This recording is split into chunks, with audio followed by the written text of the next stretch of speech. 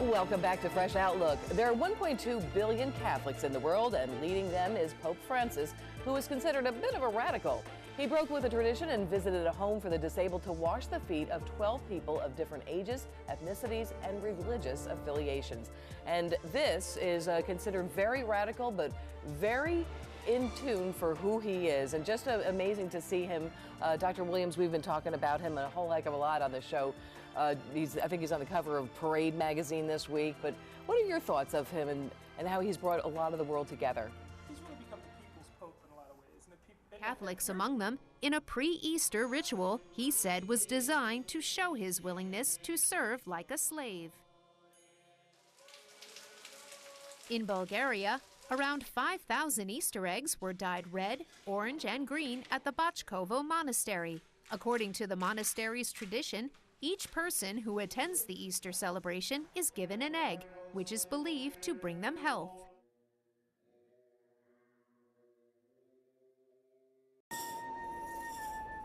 Catholic worshippers in the southern Mexican state of Guerrero began Easter celebrations. And we were, of course, talking about how, we apologize for that little technical glitch right there, but we were talking about how Pope Francis was doing something so radical. And Dr. Williams, you were talking about how he's really kind of brought the world together. He's the people's pope. He's the embodiment of Catholic social justice teaching, which basically premises the idea, if we look at the Sermon on the Mount, all the things that are dealt with in there, blessed are the poor, blessed are the meek. And he does that. And he does it in a way that I think is great for public relations for the Catholic Church, post the controversies that the Catholic Church has had to deal with over the last 10, 15 years. So in that sense, he's been a wonderful tool for just reaching people. And I think it's funny that they're like calling him a radical pope. I don't think radical. I think he's very warm, and he's the pope next door, if you will. I mean, he takes selfies, and he brings kids up on his lap, and he says, you know, I'm tired. I mean, I think the other day he said he's even tired. So, I mean, what a great guy. I mean, he's someone everybody can relate to. And of course, we want to wish everybody a happy Easter and also a happy Passover, as many of our Jewish friends are also celebrating this week. You know who else is also celebrating? The Clinton family. I know Dee Dee, they're Democrats, but hey, there's a new Clinton on the way. Chelsea Clinton, of course, if you haven't heard, is expecting. Now, the world has watched her grow up since she was thrown onto the national stage at age 12. Is that why we root for her? I mean, I find myself rooting for Chelsea Clinton. No, that's teasing. But is it because, like, you know, we saw her kind of go from like this awkward kid to this very beautiful woman? It would be interesting to see in 40 or 50 years if this individual, female or male, whatever it ends up being, then will also run for the presidency, because this is, in a way, sort of America's royal baby, right? This is the dynastic political family, and I think a lot of people I'd go with Jenna Bush's kid first, but hey, you know, I'm going to say that. Another royal baby. You do have baby. the two dynasties there. I mean, you know, and I think, if you will, they are two dynasties. Well, I should also say, obviously the Kennedys as well, but yeah, I always find myself kind of like rooting for Chelsea. I don't know. Well, you know, it's tough to grow up as like the president's kid.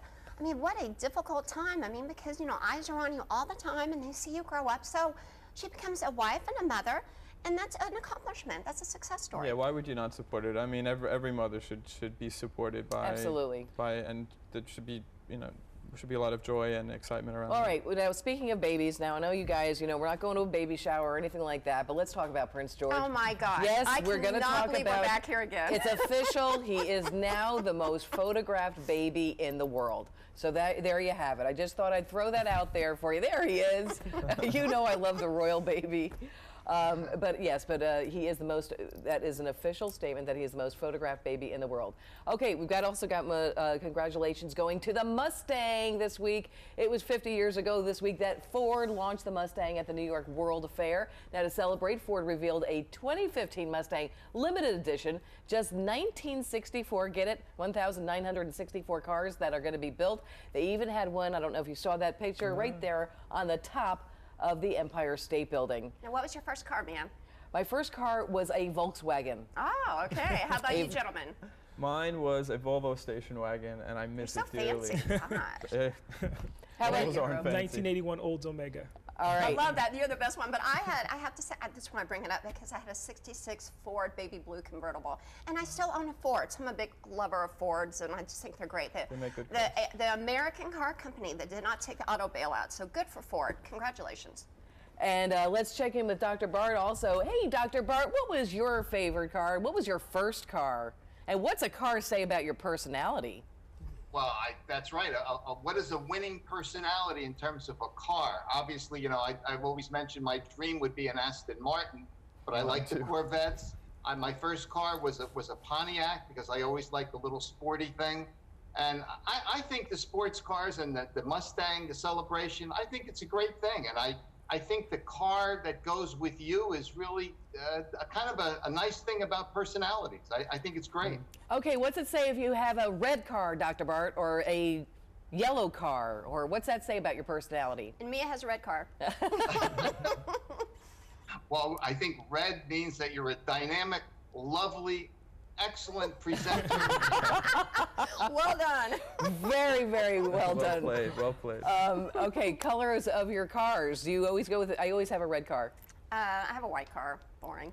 Brown and gray. Okay. I always go gray metallic. Okay. Always. You're more boring than I am, actually.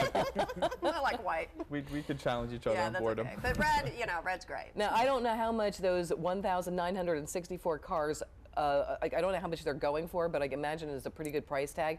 But boy, are they fun to drive. Don't you think it really does reflect some personality, though? I mean, people really put a lot of thought into the car that they drive, so I think Dr. Bart's right. Yeah. So, Mia, I can't see you in anything other than a red car. Yeah, but maybe yellow. I hit so many things, and if you walked around my car right now, you'd be very disappointed in my car. I love your car. It's cute. All right, so this week, the world is also celebrating Earth Day. Here's a few little known facts. Senator Gaylord Nelson, a Democrat, sorry, Dee Dee, from Wisconsin, is known as the father of Earth Day. On April 22nd, 1970, he recruited Harvard Law School student and environmental activist Dennis Hayes to coordinate some events. 20 million people gathered across the country to show their support for the environment on the very first Earth Day. It has now grown into a global movement with more than 1 billion people recognizing the day. And what an amazing success story that is. I mean, I am just amazed by that. And I didn't actually know the story. What are you doing for Earth Day? 0. Sorry. Shut off the faucet while you brush your teeth. Anything, Dee Dee. Okay. Yeah. I'll go sit under a tree. How about that? Okay. Well, I'll take that. That's something. Dr. Williams? I'm super excited about a lot of these initiatives. I think they are helping the planet, and so I'm actually very excited. I'm always excited about Earth Day. I am too.